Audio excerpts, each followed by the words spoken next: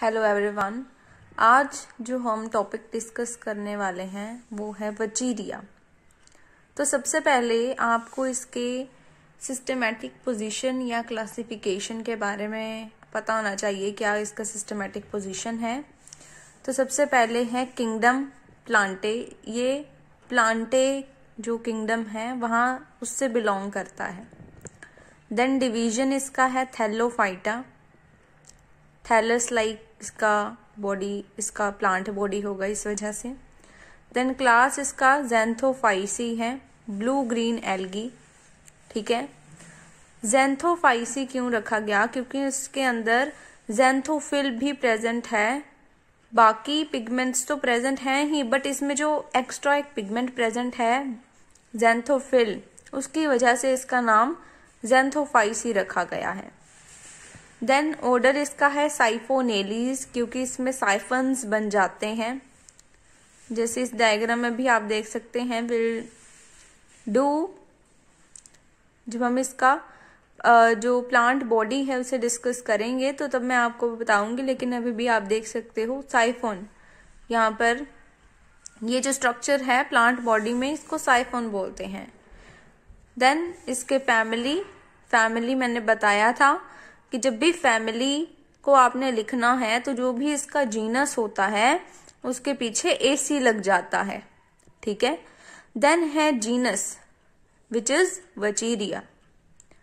Now अब हम कुछ कॉमन इंडियन स्पीशीज देखते हैं, इसके क्या कॉमन इंडियन स्पीशीज हैं। सबसे पहले हमारे पास वचीरिया सेसाइलिस, वचीरिया एम्फीबिया, वचीरिया टेरिस्ट्रिस। ये जो मैंने कुछ आपको स्पीसीज बताए हैं ये कॉमन इंडियन स्पीसीज हैं, मतलब इंडिया में जो स्पीसीज कॉमनली पाए जाते हैं। अब हम देखते हैं कि ये पाए कहाँ जाते हैं, किस टाइप के वाटर में या कहाँ पर पाए जाते हैं। देखते हैं इसका occurrence. It occurs in fresh water springs and waterfalls. तो ये फ्रेश वाटर स्प्रिंग्स जो होते हैं या वाटरफॉल होते हैं वहां पर पाया जाता है। इसके कुछ स्पीशीज जो हैं वो मैराइन वाटर में भी पाई जाती हैं। ठीक है, और कुछ इसकी जो स्पीशीज हैं they can also grow on the moist soil. गीली मिट्टी पर भी ग्रो कर सकते हैं, मतलब फ्रेश वाटर में भी पाई जाते हैं। कुछ स्पीशीज इसकी मैराइन वाटर में भी पाई जाती हैं, एंड जो इसकी कुछ स्पीशीज हैं वो मॉइस्ट सोइल में भी पाई जाती हैं। नाउ अब हम इसका जो इसका स्ट्रक्चर है प्लांट बॉडी का वो देखते हैं। तो ये आपको डायग्राम में दिख रहा है। ये नीचे जो स्ट्रक्चर होल्ड फास्ट लिखा हुआ है ये किस लिए होता है, इसका फंक्शन क्या होता है? ये किसी भी सबस्ट्रेटम के साथ अटैच करने के लिए होता है होल्ड फास्ट। ठीक है, देन इसके अंदर बताया हुआ है, मैंने साइफोन आपको पहले भी बताया था कि इस स्ट्रक्चर को जो है साइफोन बोलते हैं। देन इसकी प्लांट बॉडी के अंदर न्यूक्लियस होता है, क्लोरोप्लास्ट भी होता है। अब जो ये वाली डायग्राम बनी हुई है इसमें एक फिलामेंट को काट कर दिखाया हुआ है कि किस तरीके से इसमें क्या क्या चीजें हैं। अब सबसे पहले मैं आपको बताती हूँ, इसको जब हम देखते हैं इसकी सेल वॉल, मतलब इसका जो फिलामेंट है उसका एक फिलामेंट को हम देख रहे हैं, तो इसमें जो इसकी सेल वॉल है this is the cell wall. ठीक है, सेल वॉल के बाहर एक डिपोजिशन है, किसकी? लाइम की, मतलब कि कैल्शियम कार्बोनेट की डिकम्पोजिशन है, CaCO3 की डिकम्पोजिशन है इसके बाहर। देन सेल वॉल है, फिर सेल मेम्ब्रेन है, एंड देन यहां पर लेबल किया हुआ है टोनोप्लास्ट। मैं आपको पहले बता देती हूँ, ये जो बीच में जगह खाली है ना, ये जगह है central vacuole. As you can see this is the central vacuole, and ये जो लाइनिंग है सेंट्रल वैक्यूल वाली, ये वाली ही, दिस वन जो डॉटेड शो करी हुई है, this is called tonoplast. Then इसमें न्यूक्लियस एंड क्लोरोप्लास्ट ये लेबल किया हुआ है। इसके अंदर सेल वॉल या सेल मेम्ब्रेन के पास जो स्ट्रक्चर्स छोटे छोटे यहाँ दिखाए हुए हैं, these structures are called chloroplast. And जो स्ट्रक्चर्स आगे की तरफ हैं टुवर्ड्स द वैक्यूल जो हैं, दे आर द न्यूक्लियस. ठीक है, अब हम यहाँ डिस्कस करते हैं जो पॉइंट्स में लिखे हुए हैं हमारे पास, कि इसका जो प्लांट बॉडी है दैट इज ब्रांच्ड, बहुत मतलब ब्रांचिंग है, बट एक ही ब्रांचिंग है. आप देखेंगे मैं आपको बताऊंगी कि इसमें जो ब्रांचिंग है दैट इज मोनोपोडियल, मतलब एक ही ब्रांच निकली हुई है बाहर में. ठीक है, देन सिलेंड्रिकल, सिलेंडर जैसा स्ट्रक्चर है इसका. देन साइफोनस, इसका थैलस है, इसका जो थैलस है वो साइफन है ना इसके अंदर, इसलिए इसे बोलते हैं siphonous thallus. Then it attains a length of several centimetres, इसकी लेंथ काफी लंबी हो जाती है, कुछ सेंटीमीटर तक पहुंच जाती है. देन इसका जो थैलस है that is branched and branching is monopodial. Thallus जो है वो ब्रांच्ड है और जो ब्रांचिंग है दैट इज मोनोपोडियल, जो मैंने बता दिया आपको. Now the plant body of Vaucheria grows abundantly to form a tangled mass of brownish green colour on moist soil surface. This alga is also known as green felt. अब क्या होता है कि जो प्लांट बॉडी है वचीरिया की, वो बहुत ज्यादा जब ग्रो कर जाती है तब क्या होता है, उसका कलर हो जाता है ब्राउन ग्रीन कलर. कहाँ ग्रो करती है? मोइस्ट सॉइल पर. जब वचीरिया मोइस्ट सॉइल पर बहुत ज्यादा ग्रो कर लेती है, टैंगल्स से भरा हुआ मास इकट्ठा हो जाता है, बहुत ज्यादा इकट्ठा हो जाता है ब्राउनिश ग्रीन कलर का, तो ये एल्गा को ग्रीन फेल्ट भी कहा जाता है. फेल्ट का मतलब क्या होता है? Long ribbon like structure. The branches have apical growth, जो ब्रांचेज हैं वो ऊपर ऊपर से ग्रोथ करती हैं एपेक्स पार्ट से. इसके अंदर सेप्टा एब्सेंट होते हैं. Septa are absent but they are present at the reproductive age. Reproductive age पर दोबारा मतलब सेप्टा फॉर्मेशन हो जाती है. वैसे देखा जाए तो इसके अंदर सेप्टा नहीं होते, they are non septate. Then the thallus is attached to the substratum by means of holdfast. अब इस डायग्राम में मैंने आपको बताया था ऊपर वाली कि होल्ड फास्ट का काम क्या है, किसी सबस्ट्रेटम के साथ अटैच होना है इसकी बॉडी ने, तो फिर होल्ड फास्ट की वजह से होगा. देन कुछ स्पीसीज के ऊपर जो है डिपोजिशन होती है लाइम की, which is CaCO3 calcium carbonate. अब हम इंटरनल जो स्ट्रक्चर था थैलस का, जो मैंने आपको ये वाला बताया था, दिस वन, अब इसके बारे में देखते हैं, हर एक चीज को पढ़ेंगे. Internal structure of the thallus. Cell wall is thick, cell wall जो है वो थिक होती है एंड किसकी बनी होती है? That is made up of pectic substances and cellulose. Inner to cell membrane, inner to cell wall what is present? Cell membrane. पहले सबसे बाहर होती है लाइम की लेयर, लाइम डिपोजिशन होती है, फिर सेल वॉल होती है, फिर सेल मेम्ब्रेन होती है, और बिल्कुल सेंटर में क्या प्रेजेंट है? Large central vacuole. और large central vacuole is present in the centre. It runs through the length of the thallus. पूरी जो लेंथ है थैलस की, उस पूरी लेंथ के अंदर ये सेंट्रल वैक्यूल प्रेजेंट होती है. Elongated vacuole filled with cell sap is the characteristic feature of this alga. अब जो ये वैक्यूल है ना, सेंट्रल वैक्यूल जो इलोंगेटेड है, उसके अंदर क्या होता है? Cell sap. तो ये काफी ज्यादा एक कैरेक्टरिस्टिक फीचर है इस एल्गा का. कौन सी एल्गा के बारे में हम डिस्कस कर रहे हैं? वचीरिया. नेक्स्ट पॉइंट है कि the protoplast is present in the form of a continuous layer between the cell wall and the central vacuole. Central wall जो सेंट्रल वैक्यूल है एंड जो सेल वॉल है उसके बीच में प्रोटोप्लास्ट प्रेजेंट है. कंटिन्यूअस लेयर मतलब हर जगह पर ही प्रेजेंट होगा.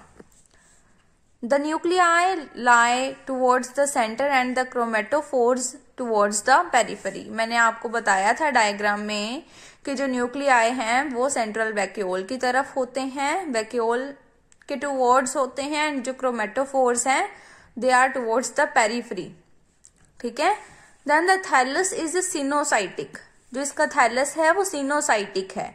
सिनोसाइटिक का मतलब होता है कि a number of nuclei are present without septa formation. मतलब इसमें सेप्टा फॉर्मेशन नहीं है, पर मैंने आपको इसके थैलस में बताया था कि इसमें न्यूक्लियस हमने लेबल किया हुआ है। न्यूक्लियस का नंबर इसमें बहुत ज्यादा था। सेप्टा फॉर्मेशन नहीं है बट फिर भी इसमें बहुत सारे न्यूक्लियाई प्रेजेंट हैं, तो इसको बोलते हैं हम coenocytic. Then yellow xanthophyll is present in abundance. जो येलो ज़ैंथोफिल है वो बहुत ज्यादा अमाउंट में इसमें प्रेजेंट होती है। Chromatophores are yellowish green in colour. जो क्रोमेटोफोर्स है उनका कलर कैसा होता है? Yellowish green. जो इसमें रिजर्व फूड मटेरियल है वो है ऑयल। तो ये मैंने आपको जो है वो इसके सारे प्लांट बॉडी और इंटरनल जो इसका थैलस है उसके बारे में बताया। नाउ अब हम लाइफ साइकिल इसका डिस्कस करते हैं। लाइफ साइकिल में अब हम देखेंगे कि ये जो है वो रिप्रोडक्शन किस तरीके से कर सकता है। रिप्रोडक्शन ये 3 तरीकों से कर सकता है। ठीक है।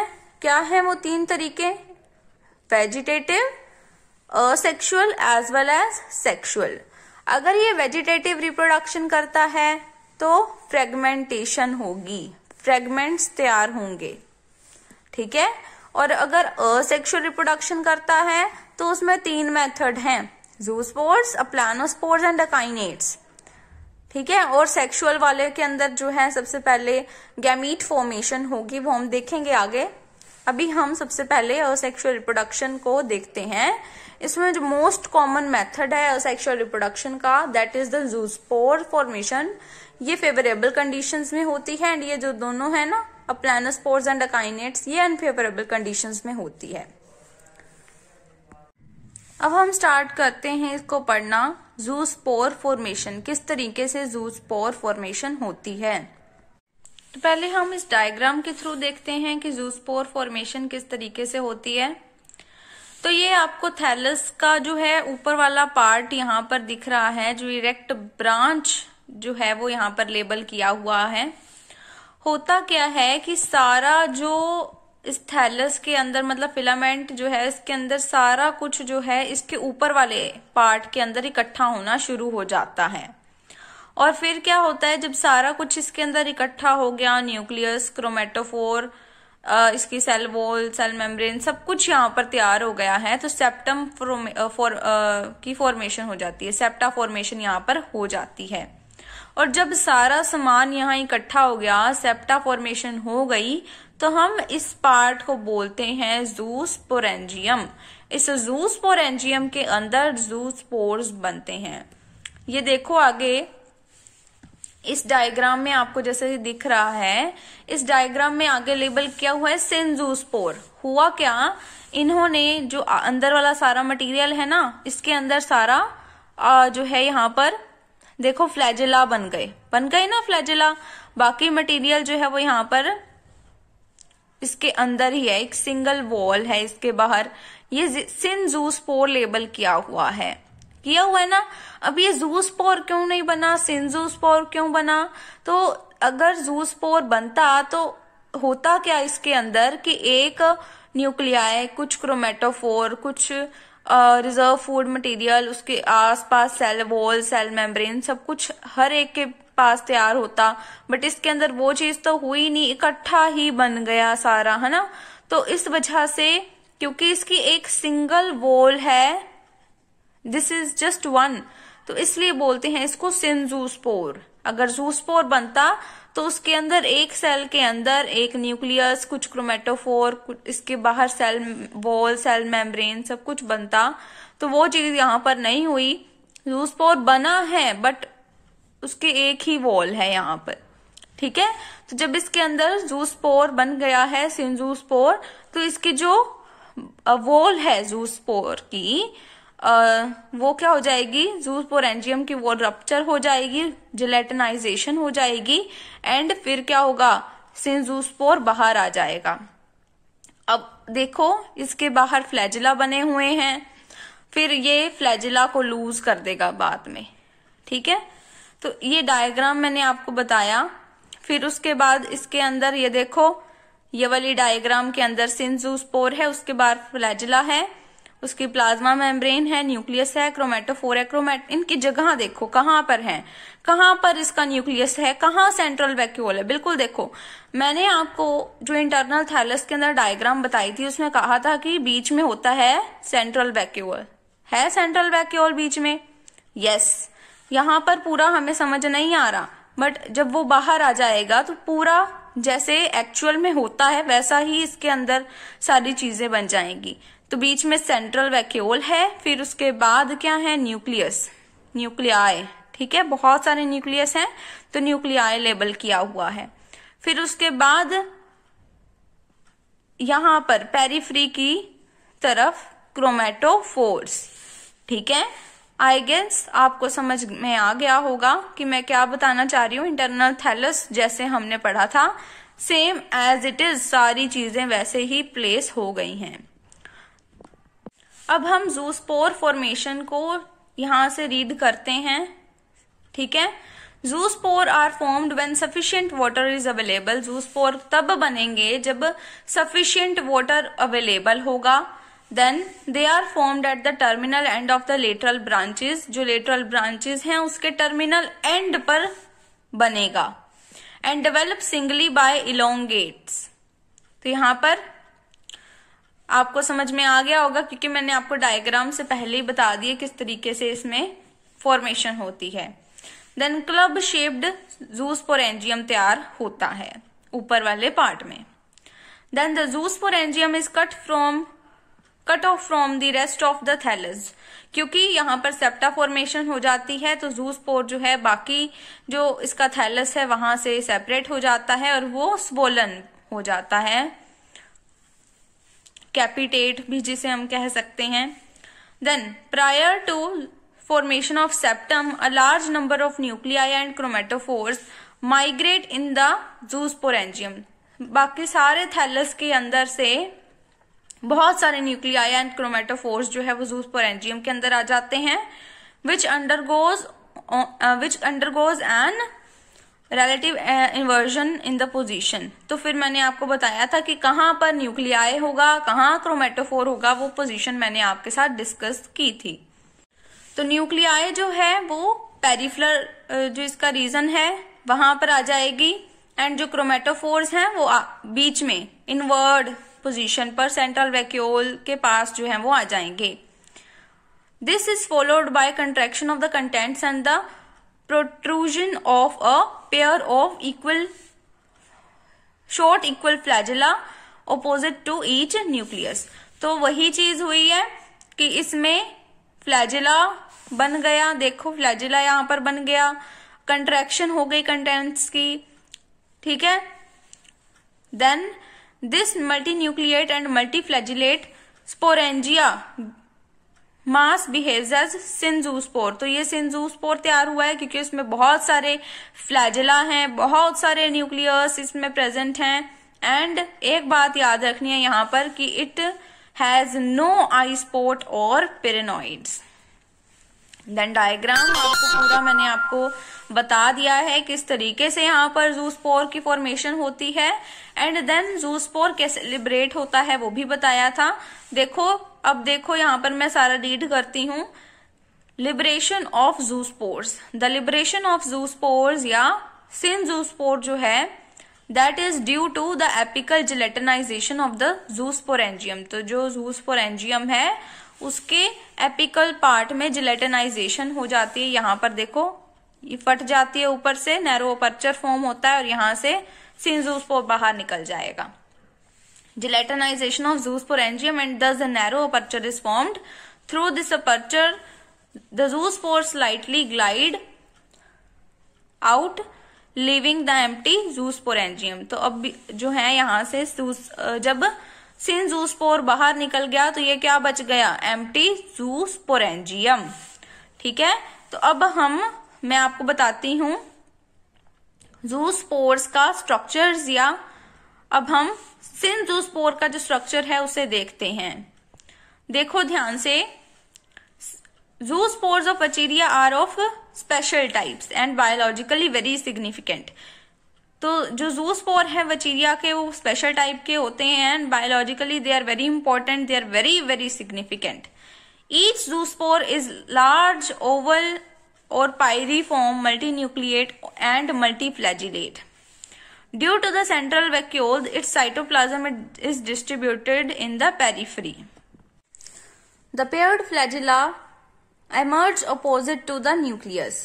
The structure from where the flagella arise with a little bit of cytoplasm and nucleus appears as independent zoospores except its own membrane.